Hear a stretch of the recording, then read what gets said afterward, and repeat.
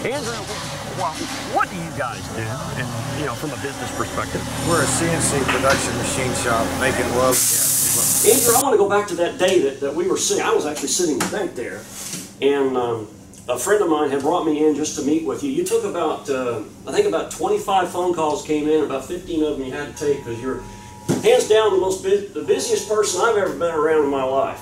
So we got to a point where I actually had a couple of seconds to talk to him, and I handed him this little card, and I said, all right, all I need is 30 seconds. Look at those 5 things and let me know whether we should talk. Right. When I did that, what was your thought when you read those 5 things? You're having to read them again, aren't you? I'm having to read them again, yes. I don't really remember. Well, wait, what, you gave me time. Right? Why did you give me time? You hooked me up with your technology guy, Kent. I gave you time because we had a complete disaster going on here at the company. Okay, what did that mean? What do you mean by disaster? We bought some goods and service from someone. We were told that we got certain things for the money that we paid out, and we were lied to. The server was out of date. Okay. It wasn't what we paid for. It wasn't what we thought we had. We went to upload a new software program, which was E2, and found that we couldn't do anything because we didn't even have any space to do it. The infrastructure wasn't there to run it. No. Wasn't there something wrong with QuickBooks when we first got here? They was having problems all the time. We had a multi-user function for QuickBooks, but yet if somebody was in it and another person was doing something, from time to time it would just throw the other person out. And it corrupted the database a number of times. Yes, over and over again. And I remember there was something about the phones weren't working. You had voice over IP phones, and you had voice over IP. We had an intercom system that didn't work. We had extremely slow internet.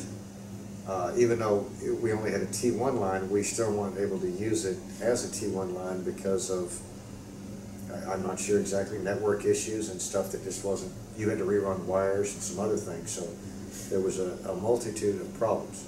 All the things that these people said that they could do for us and claimed that they did do, as soon as we had the first complaint, we made a phone call, never could get a hold of them, never would show up again. So you had a bad taste in your mouth for IT people in general? Yeah.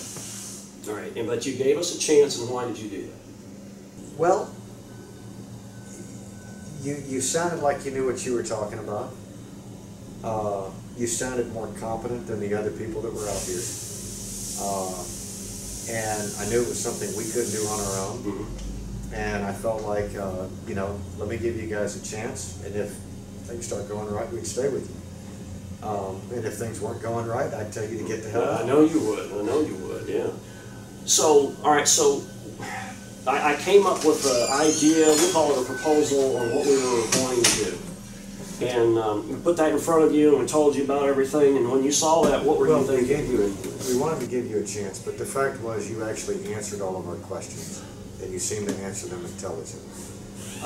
We expressed the things that we were having problems with, the things that we had concerns with, and after you looked at everything, you gave us a proposal that looked like it clearly addressed all the things that we were concerned about.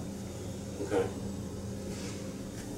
When we got done, you are one of my full managed services clients, which simply says if anything goes wrong, you make a phone call. If it's related to technology, I don't care if it's phones or whatever it is.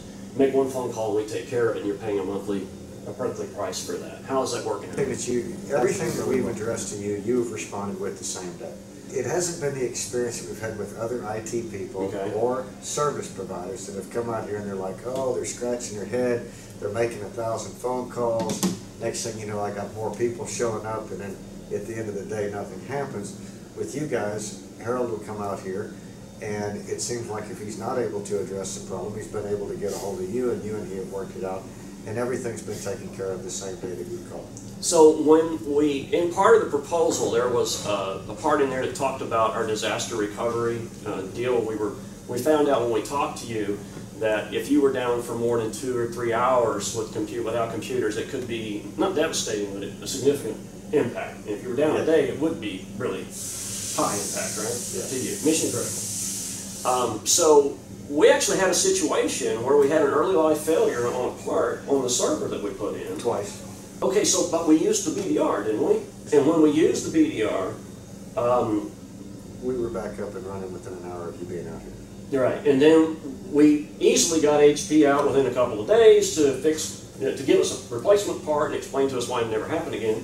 And then we put it back, and then we put the thing back on the machine and kept on running. I appreciate you being a client. I look forward to many, many years.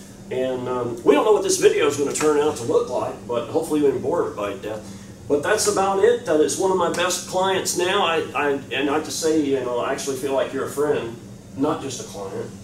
And I hope you feel that we're more of a partner than a vendor to you. Yeah, I do. Okay, that's great.